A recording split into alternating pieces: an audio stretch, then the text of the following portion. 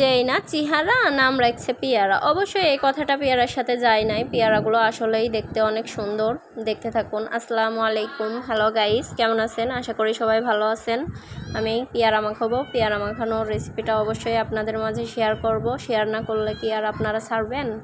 দেখতে থাকুন। পেয়ারা মাখানোর জন্য আমি 2-3 কোয়া রসুন, 3-4টা কাঁচামরিচ সিদ্ধ দিয়েছি। এরপরে কিছু পরিমাণ গরম পানি উঠিয়ে আমি তেঁতুলটাকে ভালো করে ভিজিয়ে নিয়েছি। ভিজিয়ে নিয়ে আমি সাইডে রেখে এরপর আমি পেয়ারাগুলোকে ধুয়ে নিয়েছি সুন্দর করে। ধোয়া হয়ে গেলে একটা লেবু আমি কেটে নিয়েছি। কেটে নিয়ে ডিশের ভিতরে রাখছি। রেখে দিয়ে তারপরে আমি পেয়ারাগুলোকে সুন্দর করে একই সাইজে কেটে নেব। কাটাগুলো অবশ্যই সুন্দর হওয়া লাগবে। যার হাত যত সুন্দর, পেয়ারাগুলো ঠিক ততটাই সুন্দর হবে কাটা। এরপরে আমি 2-3টা শুকনা মরিচ ভেজে নেব। এরপরে স্বাদ মতো লবণ, 1 চামচ শুকনা মরিচের গুঁড়া, আধা চামচ ধনে গুঁড়া দিয়ে সাইডে রেখে দেব।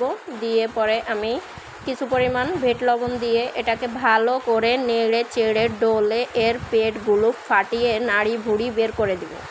দিয়ে এরপরে আবারও চটকিয়ে এটাকে ভালো করে মেখে এর ভিতরে কিছু পরিমাণ কাসুন্দি দিয়ে নেড়ে চেড়ে এর স্বাদটাকে দ্বিগুণ করে নিব।